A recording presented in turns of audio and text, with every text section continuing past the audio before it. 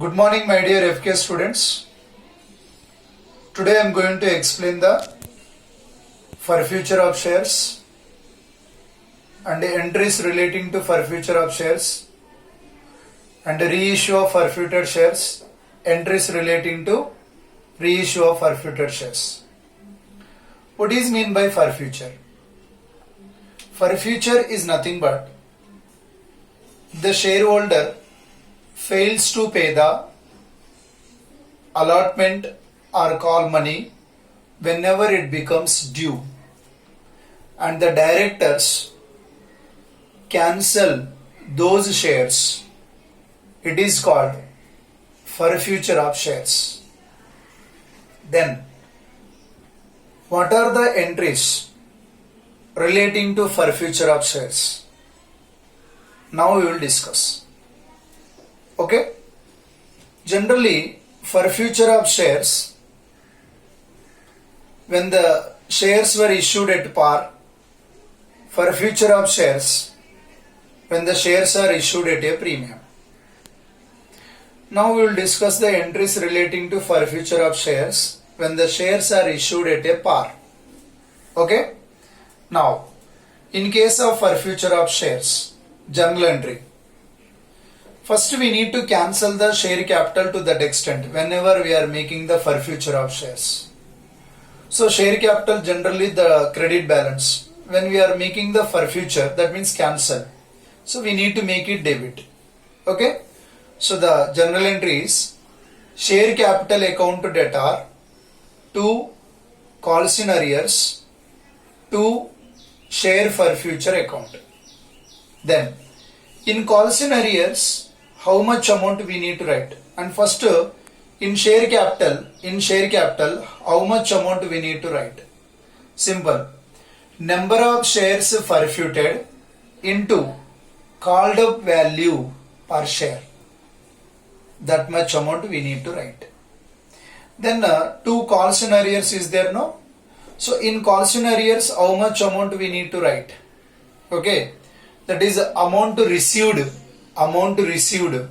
Okay, on allotment and calls. That much amount we need to write. Then two share forfeiture account. So in that, how much amount we need to receive?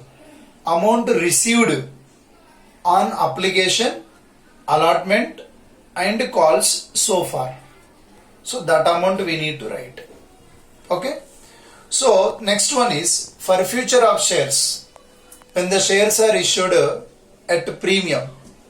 So this we will discuss under two heads. Suppose the forfeiture, when the forfeiture is takes place, that is after the security premium is received, that time we need not cancel the securities premium amount because the amount already received before forfeiture. So the next one is when the forfeiture is taken place before the premium is received. So that time we need to cancel the security premium also because we didn't receive the securities premium. So then what are the journal entries we need to be followed? Okay. So again, share capital account to debtor, that is amount called up. Okay. So far, excluding premium, that is important. So share capital account to debtor, how much amount? That is amount called up so far, excluding premium. Then securities premium account to debtor. Okay, that is if the premium has not been received, that amount we need to write. 2 calls in arrears, 2 share forfeiture account. 2 calls in arrears, that is amount not received on allotment and calls, including the premium. 2 share forfeiture account is there now. How much amount I need to receive? Amount received on application, allotment and calls so far. So this is the journal entry. Then now, what about a reissue of forfeited shares?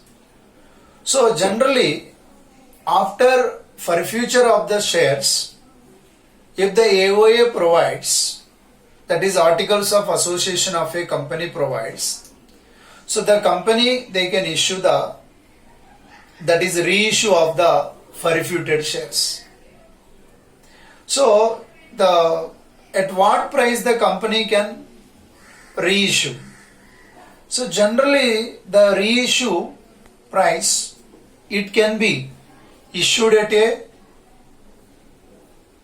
a par, reissued at a premium, or sometimes reissued at a discount also.